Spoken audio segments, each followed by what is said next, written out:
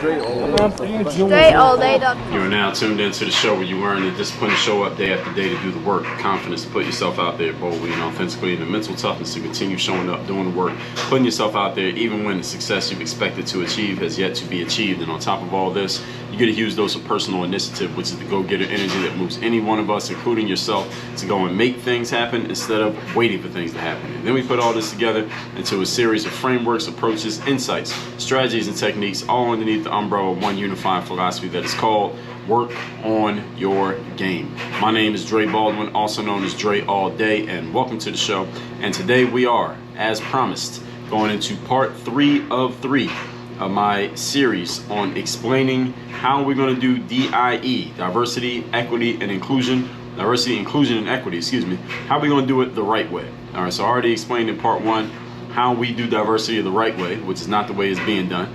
And yesterday in part 2, I explained how we do inclusion the right way, which is not happening right now. And today we're going to get into part 3. I'm going to explain how we actually do equity the way that it's supposed to be done, the way that equity is supposed to be used. And again, as I said in the other 2 episodes, it is not the way that it is being done right now. But before we get into that, let me tell everybody, my daily motivation text message should be coming to your phone every day. If it's not, it's because you're not in my text community. So text me right now at 305-384-6894 so you're getting that daily motivation message every single day, free of charge.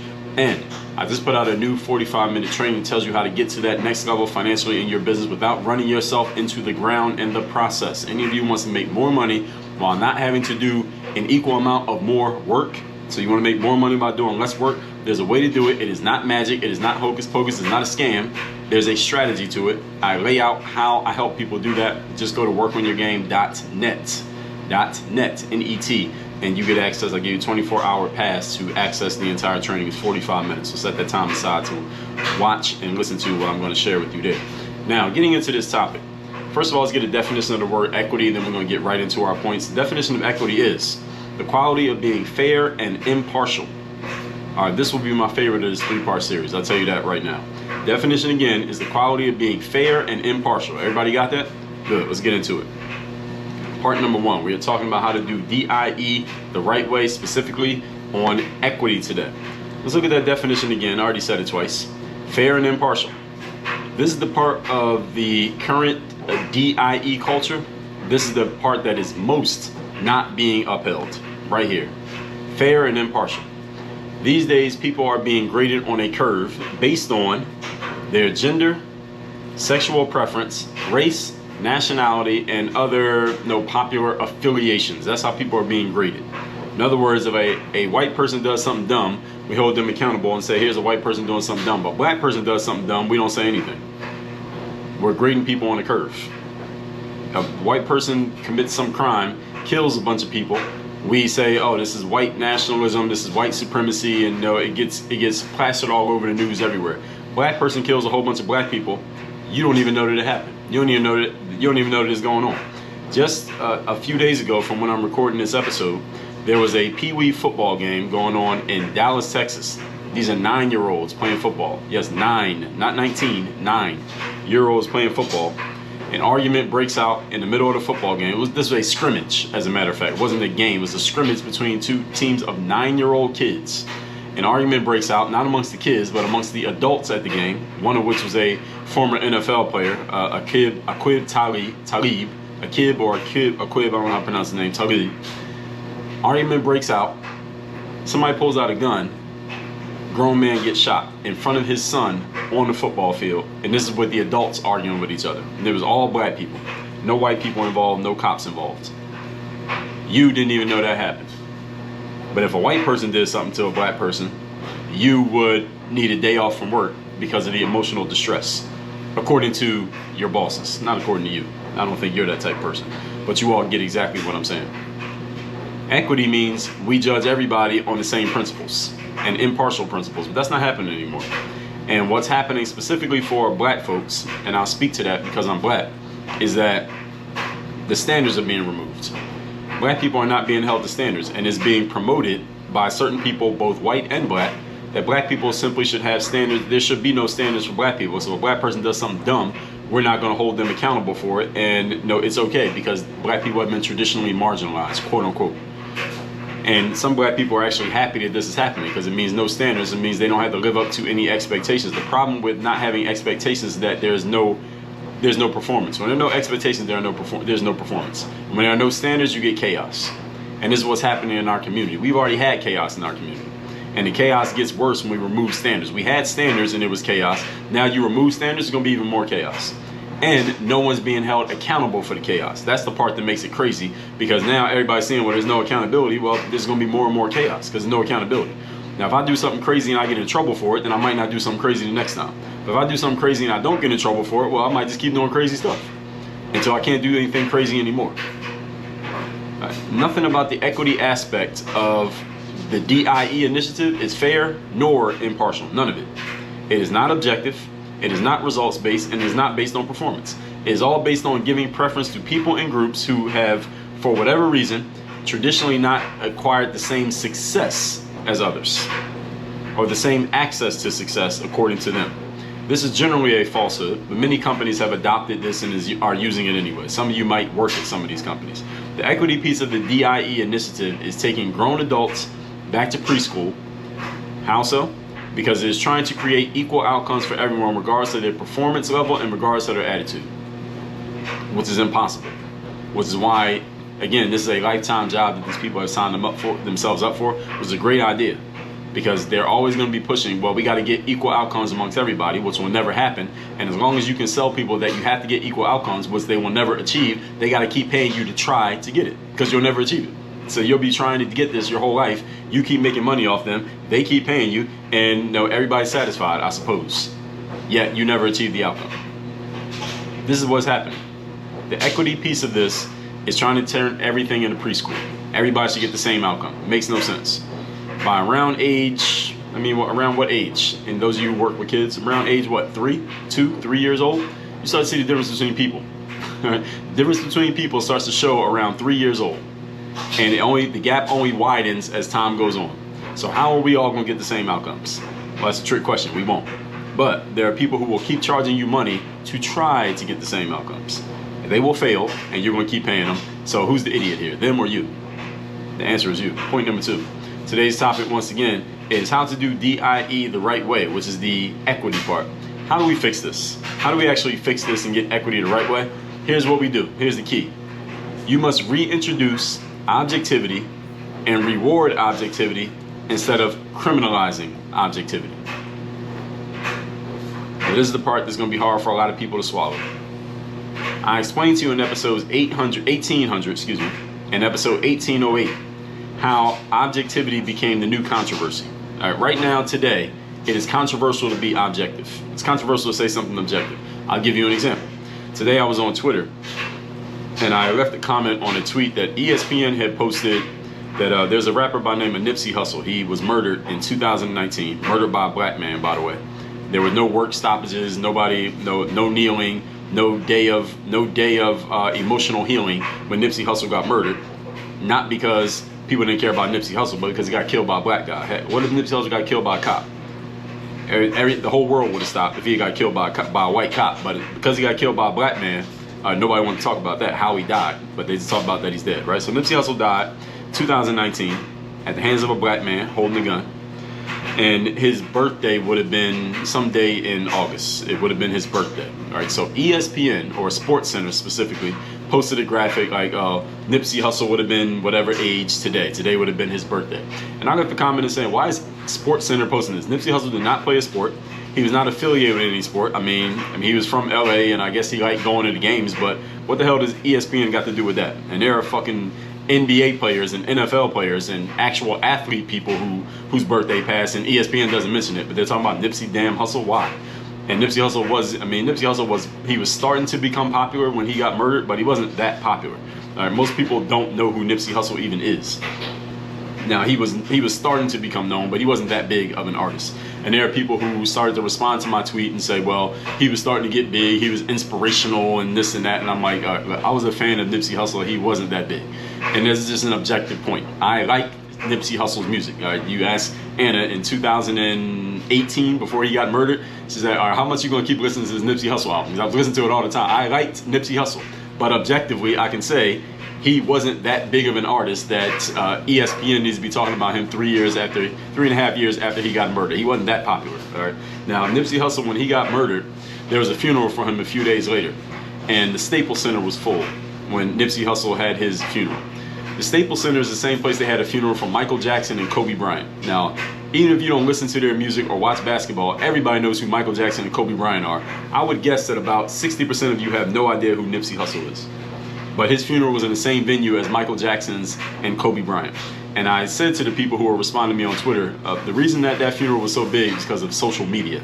And social media, people are literally followers. So they saw being a fan of Nipsey Hussle was a cool thing to do. All of a sudden he had all these fans after he died. I said, this dude didn't have that many fans when he was alive. He didn't. Objectively, he did not. And I was a fan of his music. And me even saying this is controversial. Just the fact that I'm saying this. And it's funny because people will get angry in defending Nipsey Hussle's legacy because I said objectively he wasn't as famous as people are trying to make him out to be. He was not that famous. And I even said to some people, look, if you take that same energy that you have in defending a dead man who you don't even know, who didn't even know that you existed, and you put that towards you, if everybody did that, we'd be building condos on the moon by next week. If everybody had that same energy for their own lives as you have for defending a person who you don't even know, just because it's cool to say you were a fan of a guy who wasn't that popular when he died. The whole point is, being objective is controversial now. And also explain how to be objective in episode 1808, which requires you can be a fan of somebody, like them, and favor them while still saying something critical about them. I'll give you another example. Jeannie Buss, who's the owner of the Los Angeles Lakers, her father, Dr. Jerry Buss, is the one who pretty much built the Lakers into the dynasty that they became. She had posted some tweets in the summer of 2022. She was talking about how Kobe Bryant, who passed in a helicopter accident a few months before Nipsey Hussle, how he had been the ultimate team player was something that Jeannie Buss said in a series of tweets that she had posted, and how she missed Kobe because he was such a team player and she wants more team players in her organization, etc., etc. And I remember reading that and saying, are you out of your fucking mind? Kobe Bryant was not the ultimate team player. Again, I'm a fan of Kobe Bryant. One of the things that we loved about Kobe Bryant was that Kobe was about Kobe. Right? What Kobe wanted was, Kobe didn't want to win. I'm not saying Kobe didn't care about winning. He cared about winning, but he wanted to win on his terms. He didn't want to win by any means necessary. He wanted to win his way, which is why Kobe famously ran his best teammate by far, Shaquille O'Neal, out of Los Angeles. When Kobe's contract was up, he leveraged his free agent status to get the Lakers to get rid of Shaq so that Kobe could have his own team. There is no basketball fan in the world who would dispute that this is true. Everybody knows that this happened. There are books written about Kobe Bryant where this has been detailed clearly. And Kobe, if he was still alive, he would admit it. And Shaq, if any of you meet Shaq and ask him, he will tell you. Everybody knows that this happened. So to call Kobe the ultimate team player when he ran his best teammate off the team just so he could be the man, you can't call that guy the ultimate team player. That makes no sense whatsoever. And again, I'm a fan of Kobe, but I can objectively also offer a critique of the man. If you are not capable of doing that, that means you're not objective. You don't know what it means to be objective. And this is why objectivity became controversial, because so many people would rather make arguments emotionally rather than logically these days. And this is how we fix equity, is that people got to be objective again. And a lot of people are incapable of doing this because their emotion is overpowering their logic.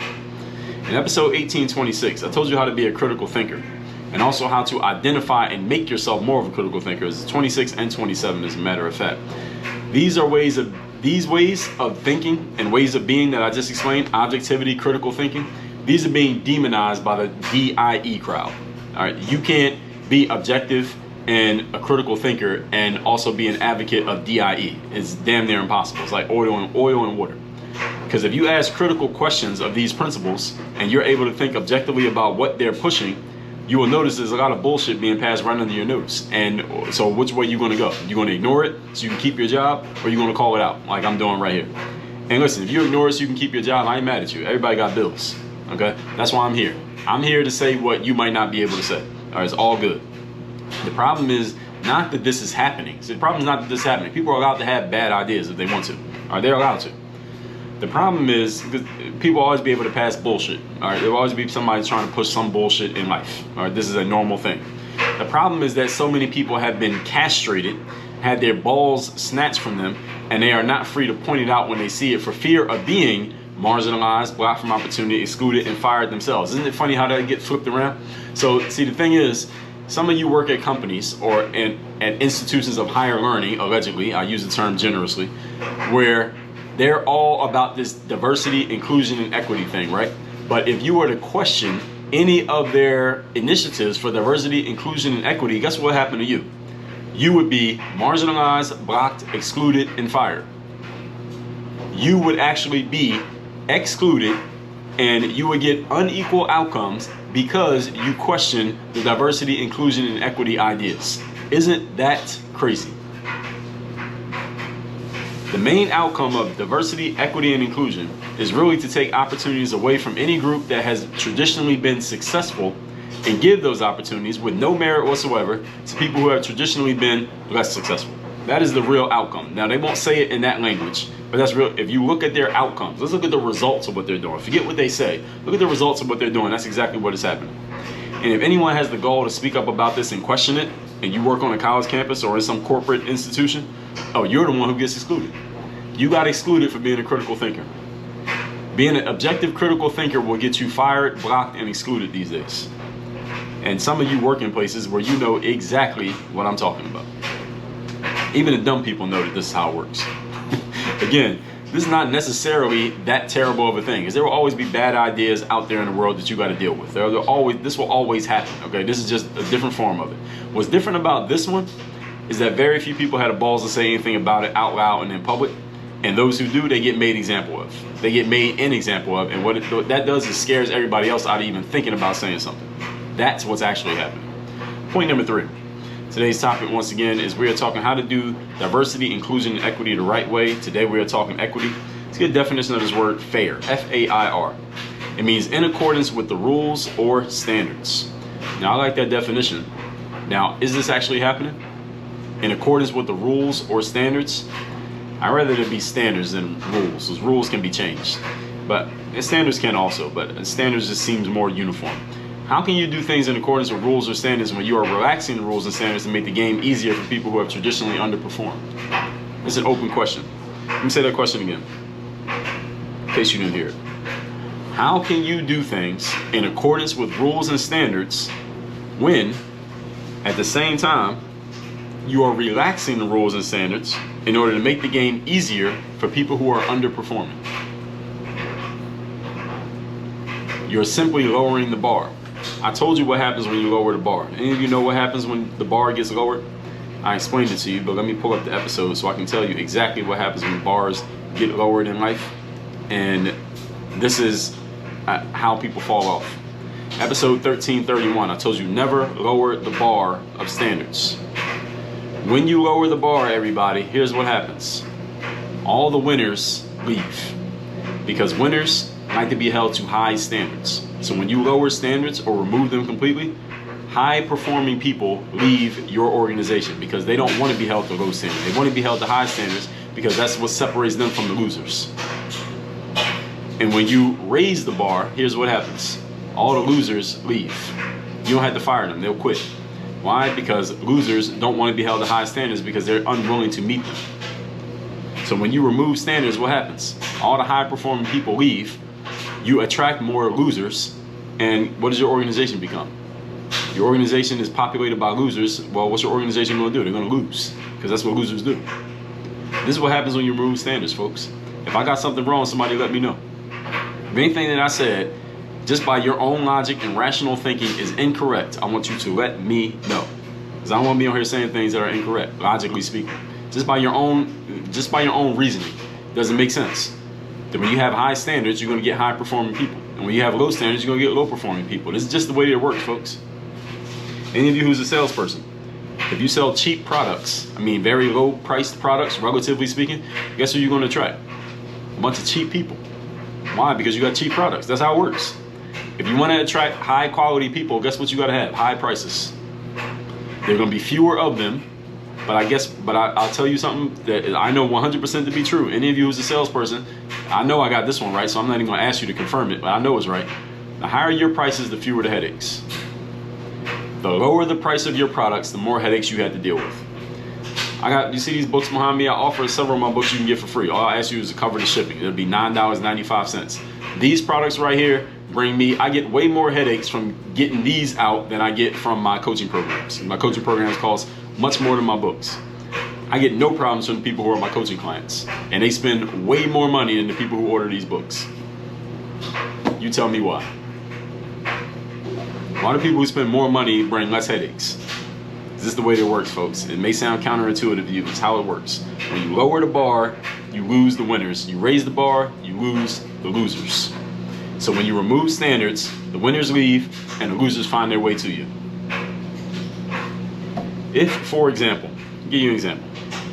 Let's say Asian students perform academically, traditionally in America, perform better than every other group. This is true. We don't need to relax the academic standards to make it easier for other groups to catch up to the Asians, do we? But that's what they're trying to do. What if we did something different, flipped it around, and we made the standards even higher and remind people of the standards and then push them to reach the standards so that everybody's performance went up? Why don't we do that? I mean, if the Asian students are outperforming all the other students, they've outperformed white people, black people, Latin. Asians outperform everybody in America in academic performance. This is true. This is statistically true. Why not, instead of lowering the standards so that everybody can reach the same bar as the Asian student, why not we just raise the bar and make everybody come up to the level that the Asian students are at? The reason why we don't do it is because that requires accountability and hard work, which is kryptonite to a bunch of people. It is exactly as I just said, raising the bar, which would eliminate all the losers. The problem is there are so many losers in life that if you raise the bar too high, you would eliminate so many people that they wouldn't have anywhere to go. Oh, am I hitting too close to home right now? I told you in episode 2284 why chaos is appealing to the masses. Why low standards are appealing to the masses? Because most people are in the masses. Most people don't have standards. Most people are losers. Most people are average. All right, and if you're a high-performing person, you see being average as losing. Most people are average. So the reason why the bar doesn't get raised is because if you raise the bar, you're going to eliminate most people, and you can't win an election by eliminating most people. This is why politicians appeal to the masses.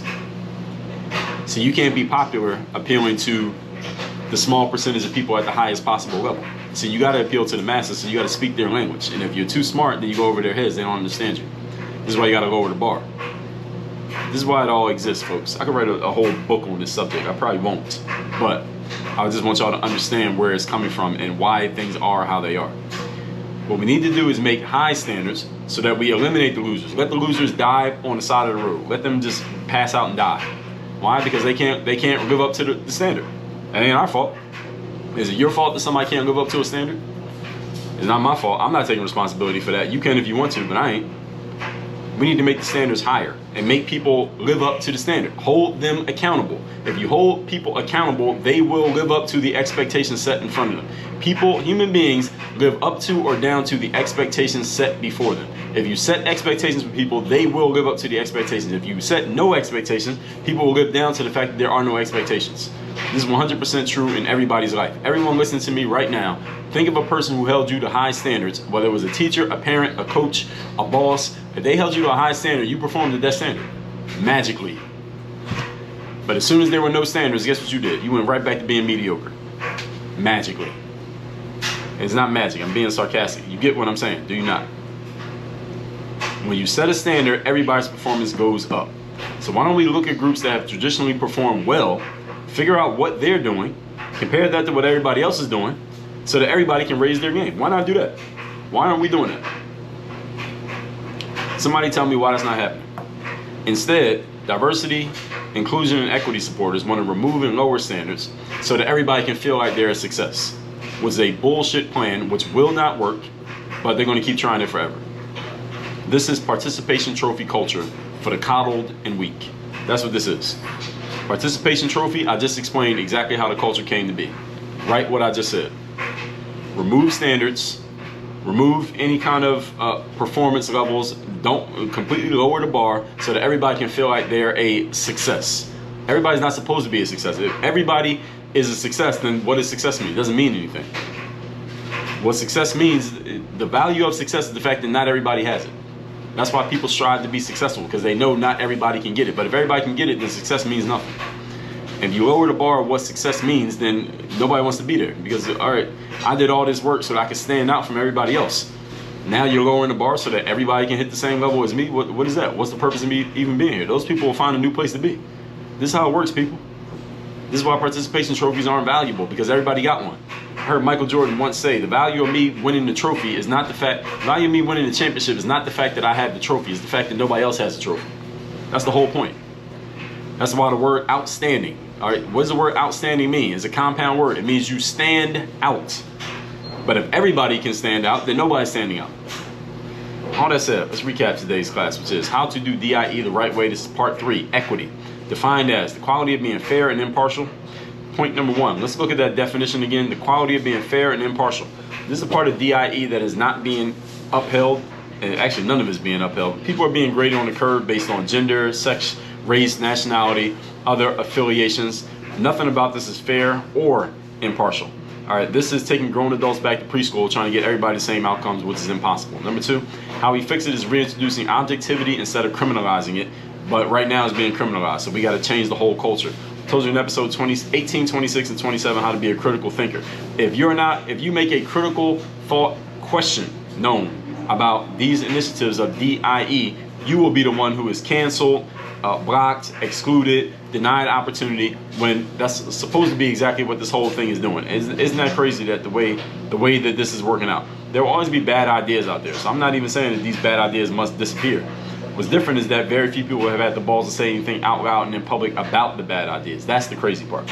And number 3, definition of fair is in accordance with rules or standards. The problem is we are lowering the standards and removing rules, which means you are losing the winners and you are attracting and inviting in more losers. That's what happens when you don't have standards, is that you are welcoming losers into your orbit and into your organization. So these DIE supporters will remove and lower standards, which makes it harder for the winners to stand out. It makes it easier for the losers to feel included, which is exactly what they're trying to do. The problem is you lose all the high-performing people. That's why DIE is the enemy of high performance. I did a whole episode of that. Let me tell you what episode that was. That was episode number 2199. DIE is the enemy of high performance because you are trying to lower the bar, which means the high performers no longer are incentivized to perform at a high level because all the losers are being included with them. High performers don't mix with losers. Now, which one do you want to be, folks? And some of you may take offense to the fact that I'm calling some people losers. Well, listen, it's not going to change the fact that they're losers. All right, whether you want to call them that or not, they're still losing. So do you want to be a winner or do you not? And the value of winning is the fact that everybody can't do it. Not everybody chooses to win. Let me put it like that. Everybody could win. Not everybody makes the choice to win. Do you want to be a winner or do you want to hang with the losers? You have a choice. I'm not judging you either way. I'm just letting you know you have an option. You decide what you want to do. All that said, text me to get my daily motivation straight to your phone, 305-384-6894, and get my free 45-minute training, how to get to the next level financially for yourself and your business without running yourself into the ground in the process. Go to workonyourgame.net. Work on your game. Dre all day.